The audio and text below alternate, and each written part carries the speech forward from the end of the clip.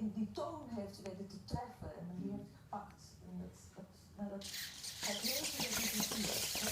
En hij deed met die cultuur en thuis en toen kopte ze weer terug om het op te schrijven in eenzaamheid.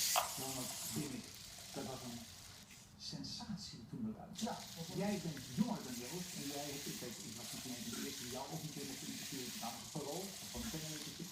En jij zei, dit is mijn voorbeeld. Joost is de man. Ja, is nu weer in Nederland. En we hadden Joost Hageman op bezoek. Die had toen al helemaal de houtschrift geschreven.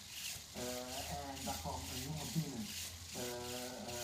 Zoveel energie, zoveel passie. Ik ging zitten achter een tafeltje met een sigaret in de handen. Ik ging vertellen over jonge Amerikaanse schrijvers. Wij voelden ons onmiddellijk jonge Amerikaanse schrijvers. Die hadden een poëzie die ze verdedigen. En toen ging je ook nog die avond met het mooiste meisje uit de Zandse voor.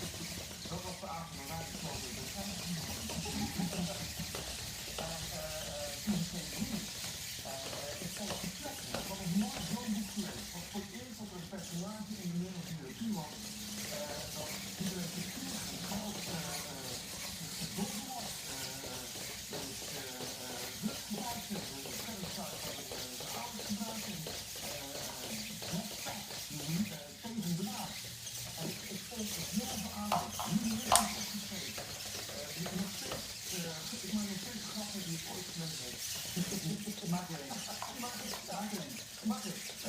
Als mijn iemand een moeite heeft, ik kom bloed uit. En dan stop. Nee, alsjeblieft niet anders. Want als je alles eens heeft, dan krijg jij dan. Die zei het niet. Ja. Kom natuurlijk bij jou. Zullen we even kijken naar Joost toen ook voor de eerste televisie. Hij was natuurlijk van onze generatie. Ja, en mensen hadden een fantastische die het idee dat het school voor de beeldende kunst en dat de biennale, Joost stond op nummer 1, je had Paul Blanca in het Stedelijk Museum. Ja.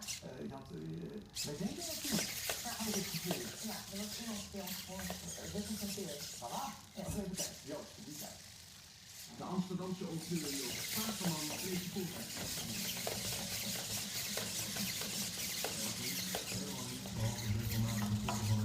Altijd volkomen beweegloos in haar stond. Heel af en toe trok ze een kwestie van een seconde van onder even haar spieren samen en zuchtte ze. Ik heb daar als mensen om me heen gehoord van zo'n boek moet niet geschreven worden in Nederland. Ik verliep er ook al met het idee rond. Toen dacht van ja, dat moet ik doen. Eind 1989, als we over 10 jaar terugkijken na het decennium 1990 en we willen een roman over jongeren lezen die ook nog een soort een antimentaliteit tentoonstelt, dan is er alleen maar zin in. Heb je hier in zoverre in verdiept dat je zelf ook in de cultuur